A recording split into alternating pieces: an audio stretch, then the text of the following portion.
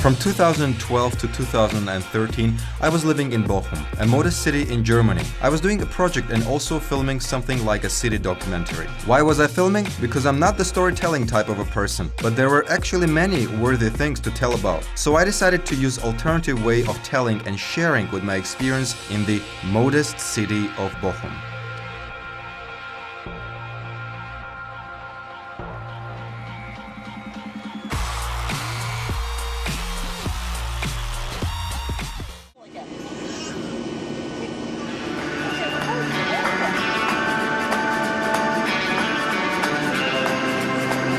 Usually, before you travel to some place, what is the first thing you want to know about the place? Well, after the sightseeing and clubbing, of course the background. So I did a little research on the city history and found some facts.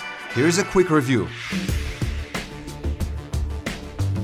For the first time, the name Bochum is officially mentioned in a document of the Archbishops of Cologne in 1041.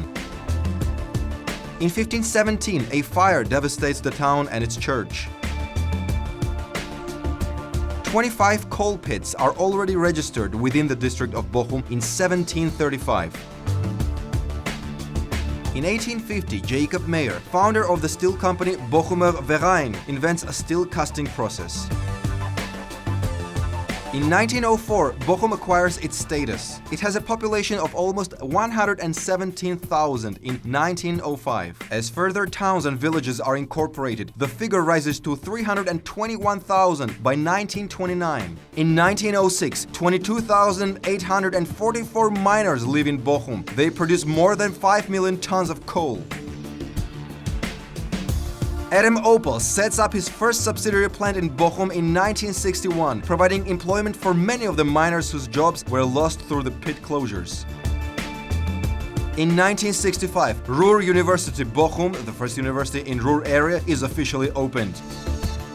In 1973, the last of the 17 collieries still operating in Bochum after World War II closes down. The Ruhr Stadium is officially opened in 1979. In 1980, Lake Chemnade is open to the public.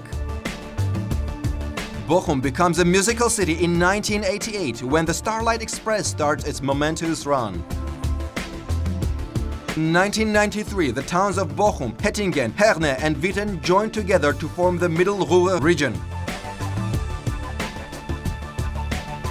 During the Nazi era, the scenery was the same as in whole Germany. And after the war, like most of German cities, Bochum was destroyed. Bochum was first bombed heavily in May and June 1943. On 13th of May 1943, the city hall was hit. On November 4, 1944, the steel plant Bochumer Verein was hit, one of the largest steel plants in Germany. By the end of the war, 38% of Bochum had been destroyed. 70,000 citizens became homeless and at least 4,095 dead.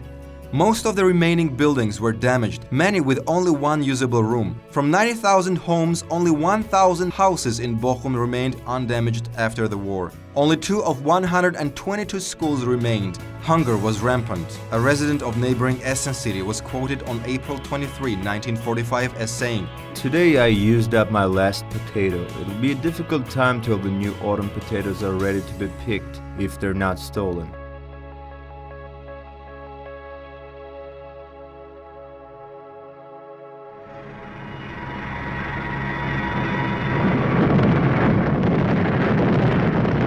More than 60 years after the war, bombs continue to be found in the region, usually by construction workers. One found in October 2008 in Bochum town center led to the evacuation of 400 and involved hundreds of emergency workers. A month earlier, a buried bomb exploded in neighboring Hattingen, injuring 17 people. In Germany, more than 600 tons of unexploded bombs are discovered every year.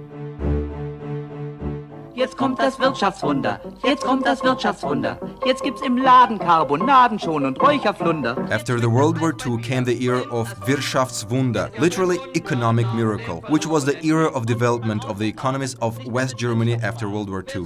Beginning with the replacement of the Reichsmark with the Deutsche Mark as legal tender, a lasting period of low inflation and rapid industrial growth was overseen by the government led by German Chancellor Konrad Adenauer and his Minister of Economics Ludwig Erhard, who went down in history as the father of the German economic miracle. Large-scale migration of Turkish citizens to West Germany developed during the economic miracle in the 1960s and 1970s. West Germany suffered an acute labor shortage because of the economic boom.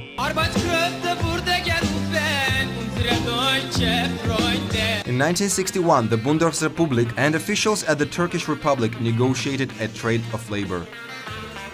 Turkish workers were invited to move to Germany to fill in this void, particularly the work in the factories to do simple, repetitive tasks. Turkish citizens soon became the largest group of Gastarbeiter, literally guest workers, in West Germany, laboring alongside Italians, Yugoslavs, Spaniards, Greeks, and other immigrants. Aus Türkei, aus Italien, aus Portugal, Spanien, Griechenland, Jugoslawien, kommen die Menschen hierher.